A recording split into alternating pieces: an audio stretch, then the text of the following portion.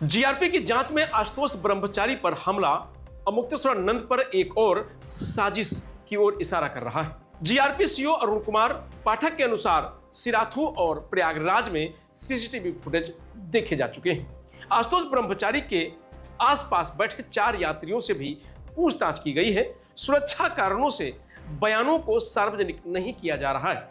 किसी ने आशुतोष ब्रह्मचारी के हमलावरों को नहीं देखा है। अब सवाल यह उठ रहे हैं कि अमुक्तेश्वरानंद इस हमले को झूठ क्यों बता रहे हैं। ये डॉक्टर स्वाति अघोरी कौन है? इसके पहले आशुतोष पर जो हमले हुए उनके आरोपियों का क्या हुआ?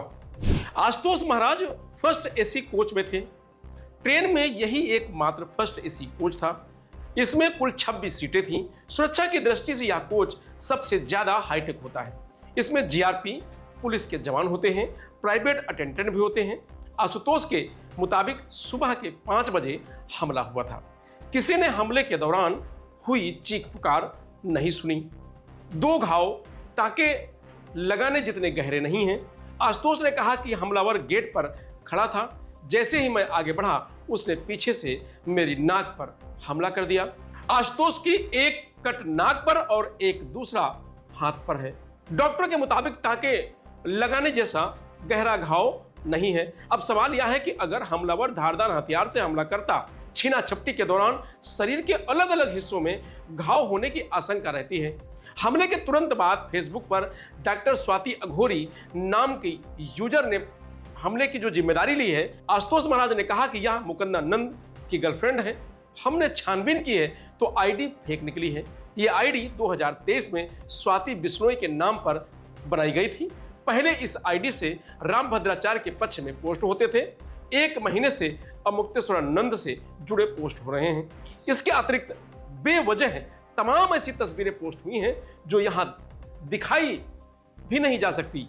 काल भैरव युवा वाहिनी जैसा कोई संगठन भी नहीं मिला है।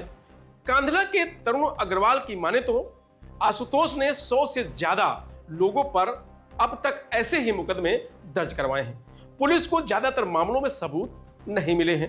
बाद में वह केस क्लोज कर देती है। आशुतोष महाराज के खिलाफ खुद ही 27 मुकदमे दर्ज हैं। इसने फर्जी ट्रस्ट बनाए हैं, जमीन कब्जाने की कोशिश की है, गौ तस्करी जैसे अपराध का मुकदमा दर्ज है।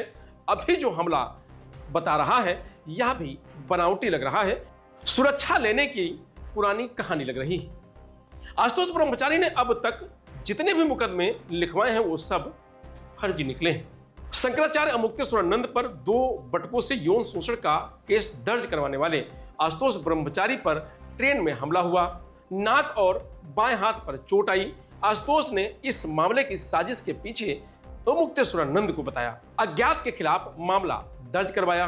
घटना के कुछ घंटे बाद फेसबुक पर डॉक्टर स्वाति अघोरी ने हमले की जिम्मेदारी ली। उनके प्रोफाइल में लिखा था काल भैरव युवा वाहिनी की राष्ट्रीय अध्यक्ष। वहीं अमुक्तेश्वरानंद पदयात्रा पर हैं। उन्होंने रायबरेली में कहा कि यह सब दिखावा है। आशुतोष ब्रह्मचारी माहौल बनाने और सुरक्षा पाने के लिए ऐसा कर रहा है। वह मेरी यात्रा से ध्यान भटकाने की कोशिश कर रहे हैं। आशुतोष ब्रह्मचारी का असली नाम आशुतोष पांडे है। आशुतोष शामली जिला मुख्यालय से करीब 20 किलोमीटर दूर कांधला कस्बे के रहने वाला है।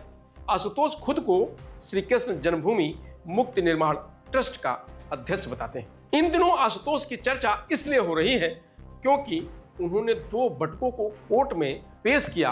उन बटकों के बयान के आधार पर शंकराचार्य अमुक्तेश्वरानंद और उनके शिष्य मुकुंदानंद के खिलाफ पॉक्सो एक्ट में मुकदमा लिखा गया।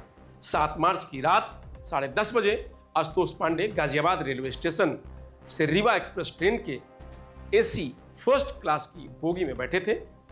सुबह ट्रेन को प्रयागराज पहुंचना था।